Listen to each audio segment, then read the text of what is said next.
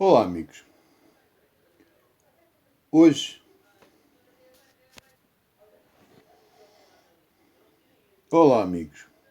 Hoje, sábado, eu e a minha esposa vamos falar sobre mitos. Neste caso, mitos nórdicos e como eles apareceram. Espero que vocês estejam todos bem e então vamos começar. Quando os dragões chegaram a este planeta, ele era apenas um planeta aquático, com os picos rochosos aqui e acolá a sobressair em vários pontos, mas próximos. Mais tarde, noutras viagens, estes picos rochosos já estavam de fora com um continente único. Continente esse que é chamado agora de Pangeia. Nós temos outros termos, outras coisas, mas não interessa para aqui. Foi há aproximadamente 340 milhões de anos. O continente continuou a subir das profundezas e depois estagnou, por poucos anos. Só aos 180 milhões de anos atrás é que começou a despertar e a separar-se. Suspeito eu que nós, Drago, fomos os culpados disso. Quando o planeta foi formado interiormente, foi formatado interiormente para a criação do pré-inferno, a crosta começou a fraturar-se e a afastar-se. A formação necessitou de um volume enorme do manto inferior para termos acesso ao núcleo interno, que comprimiu toda a crosta. Já tinha sido criada vida e depois teve que ser recriada, pois os terremotos que se geraram não deixou muitos terrenos incólumes. Por alturas de 380 milhões de anos atuais terrestres, começou a colonização do território rochoso. O oceano já há muito tempo tinha vida em abundância. Nós criámos, como foi já falado em vários vídeos. Foram várias raças que se deslocaram até aqui. Começaram pelos aliados reptilianos, que fixaram-se, depois os felinos e depois os ursales. O planeta ficou bem composto. O problema é que este planeta, e já agora todos o são, é uma bola que flutua no espaço e está sujeita a ser um alvo de tudo o que está no caminho. Portanto, tudo o que está no caminho. Bem, esses pedregulhos fizeram o seu trabalho e depois de se despenharem, pum, existiram novas necessidades de colonização e foi assim, e continuou muitas vezes. Até que os seres cá estavam como colonos se misceleniaram e começaram a esquecer-se de onde vinham, de onde vieram e quem eram. E assim continuou.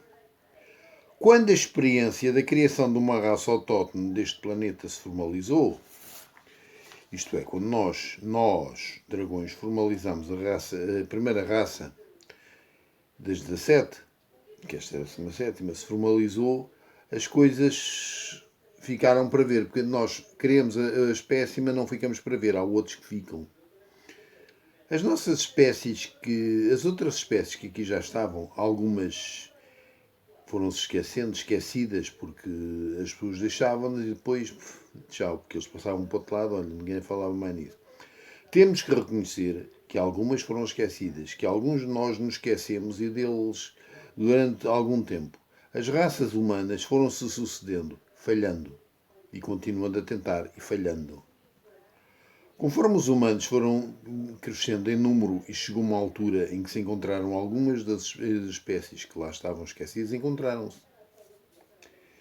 E era tão grande a diferença tecnológica dos dois grupos que foram criados conceitos novos, que edificaram os colonos em detrimento dos novos criados e gerados. Porque reparem, os que foram criados e gerados não tinham nada tecnológico. Estávamos à espera que tivessem, mas os colonos tinham. E agora a minha esposa vai continuar a explicação.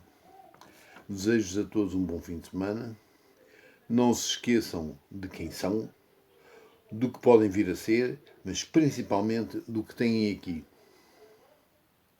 Lucifer out. Boa tarde. Vou dar então continuação a este vídeo. Criou-se nesta última experiência, a 17ª, a necessidade de se defenderem de dois grupos. Os criminosos híbridos, colocados aqui desde há 400 mil anos, atrás, e o grupo dos colonos, neste caso os supercolonos, que tentavam obter dos humanos mão de obra para os seus desígnios. Para os humanos isto foi terrível e, por conseguinte, tornaram-se mais uma experiência falhada. Mas uma coisa temos que dizer é que, ao aparecerem aqui os híbridos prisioneiros, apareceu também uma nova oportunidade de poder. E um dos factos mais tranquilizantes para os colonos é que quem aqui foi colocado em presídio, ao entrar nesta atmosfera, teve imediatamente as suas memórias apagadas e, como era de esperar, com isso apareceu uma oportunidade ou uma janela de oportunidades para poderem usar a mão de obra sem problemas.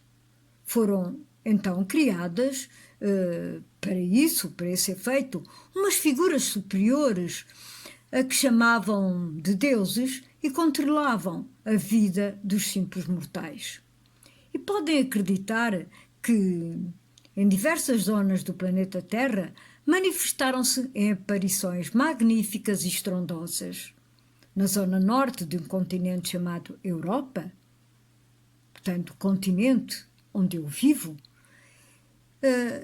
existiam tribos basicamente rurais que se chamavam vikings e instilaram nessas tribos, ideias que não lhes eram estranhas. As ideias da pirataria e da guerra.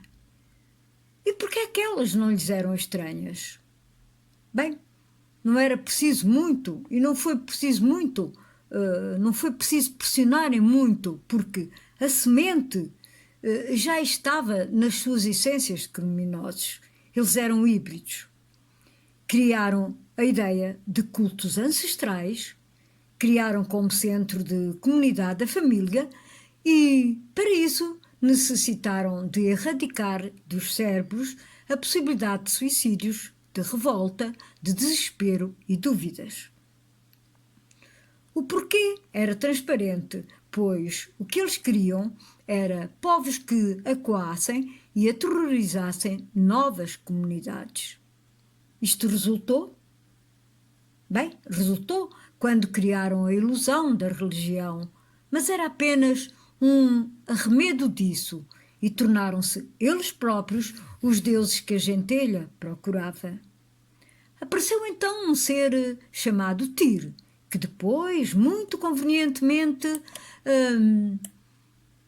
deixou o poder a outro ser. Um outro ser, este absolutamente poderoso, a que chamaram Odin. Depois foi fácil criar uma panóplia de deuses menores que formavam uma família.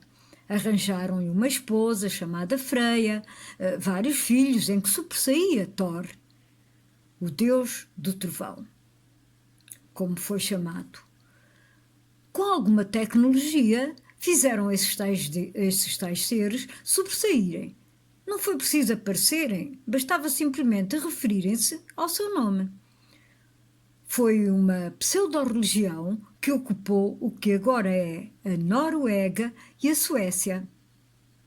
E com isso, as tribos nórdicas foram controladas. E também as tribos por onde eles passaram na sua senda de pirataria e de assassínio, também se tornaram mais maleáveis através do terror. Continuaram esses seres superiores a estenderem a sua importância. No entanto, também se deve dizer que a influência dos colonos na escrita de alguns países foi gigantesca. Muitas vezes foram esses mesmos colonos que a escreveram. Foi no século XII, na Islândia, que apareceram uns escritos que chamaram de Eddas. Com esses escritos que apareceram por todo o planeta, criaram histórias atrás de histórias que determinaram o futuro dos povos híbridos e condicionaram toda a sua vida a nível religioso. Mas isto nada mais é do que histórias. Muitos deixaram-nas para trás, outros ainda continuam agrilhoados às suas mentiras. E agora uma pergunta para todos vocês. Já ultrapassaram a ilusão? Ou ainda são prisioneiros do medo? Bem, terminei então a última parte deste vídeo e despeço-me de vocês, desejando-vos um resto de tarde e uma noite feliz.